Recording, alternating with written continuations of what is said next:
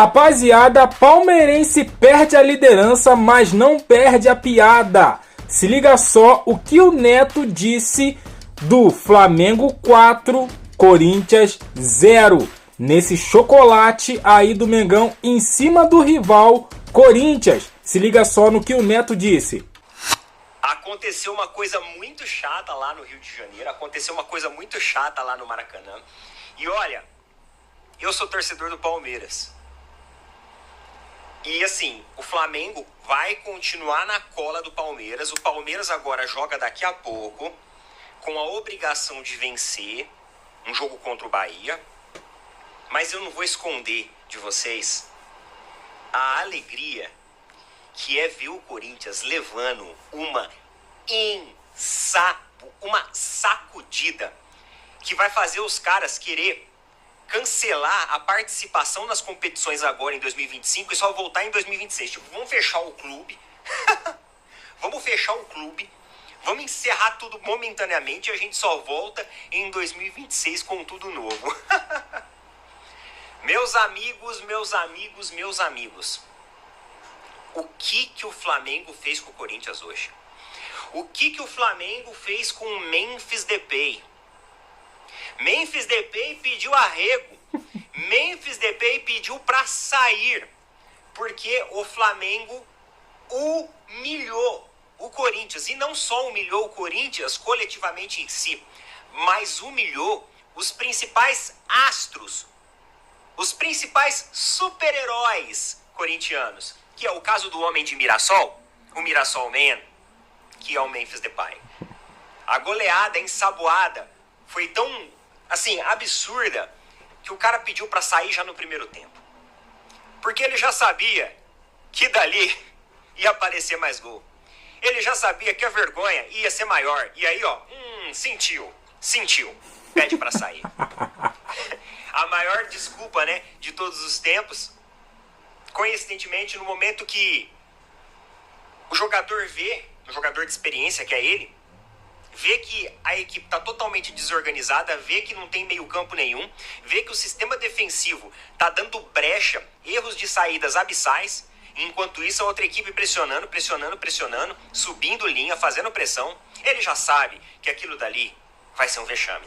Ele já sabe que aquilo dali é uma vergonha. Ele já sabe. E aí, ó, ele prefere pedir para sair. E aí ele pede para sair e vai embora. Outro super-herói também, que hoje foi batido pelo Flamengo, foi o Hugo Souza.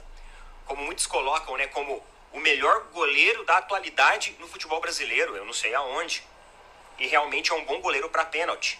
Vocês viram que no pênalti lá do Pedro, ele pulou bem.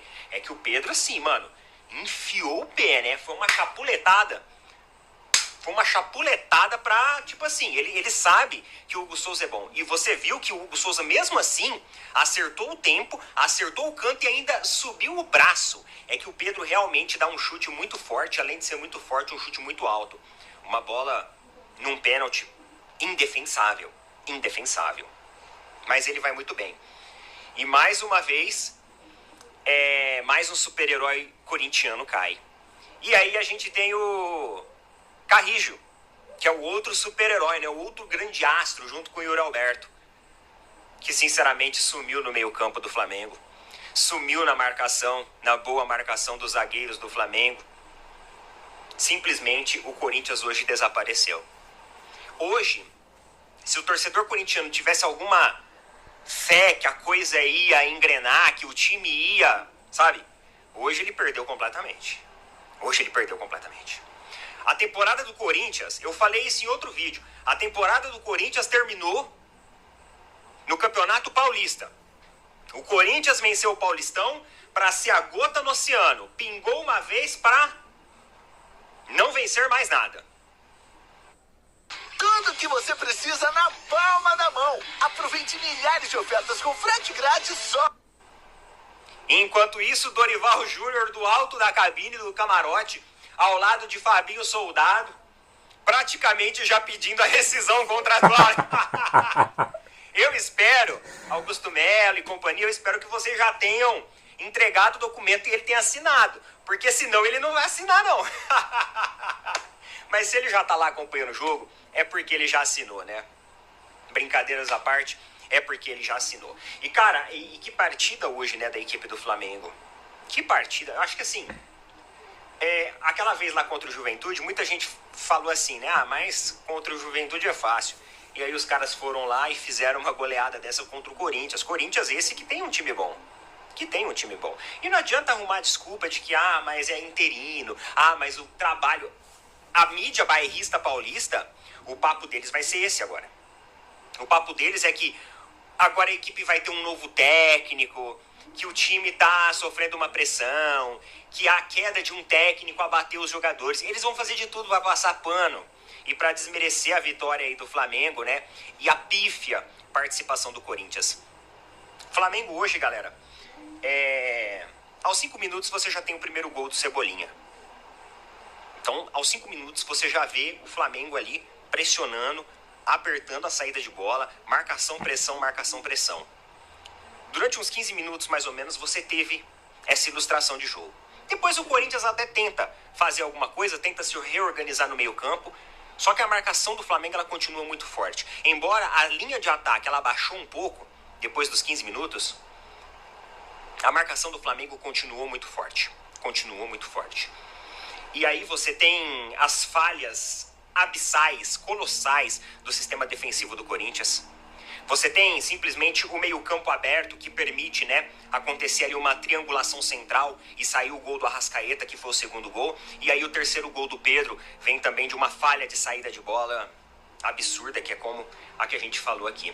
O Corinthians hoje uma equipe totalmente desconcentrada, totalmente dispersa, não conseguiu em nenhum momento impor um ritmo, impor um futebol, ou pelo menos acalmar o Flamengo. O Flamengo avançando e cada vez mais. Termina o primeiro tempo 3-0. No segundo tempo o Flamengo começa com bola na trave, com boas oportunidades. Aí você tem ali um pênalti que acontece também, depois de uma jogada primorosa do Arrascaeta. Inclusive Dela Cruz, Arrascaeta, Pulgar.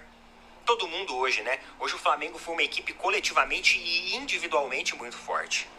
Porque muitas vezes você tem o Flamengo às vezes com alguns jogadores individuais se sobressaindo perante outros. Só que hoje não.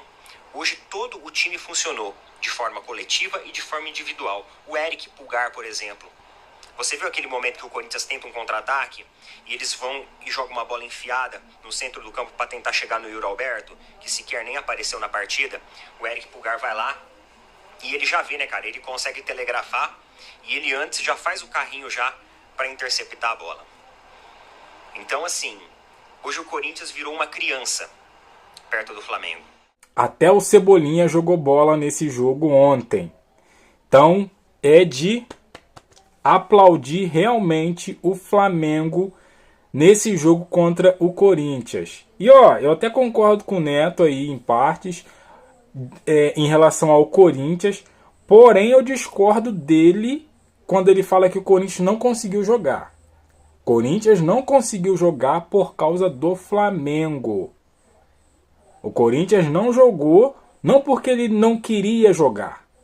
Ele não jogou porque o Flamengo não deixou ele jogar.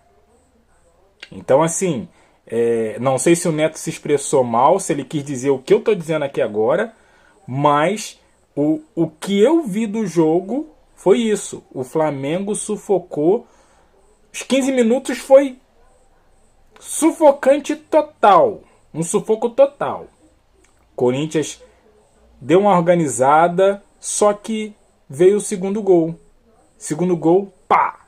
Deu uma baixada aí no Corinthians. E dali pra cá, cara, o Flamengo dominou tudo, tudo. O Flamengo foi perfeito. Perfeito nesse jogo contra o Corinthians. Teve uma bola na trave no início do segundo tempo de Arrascaeta.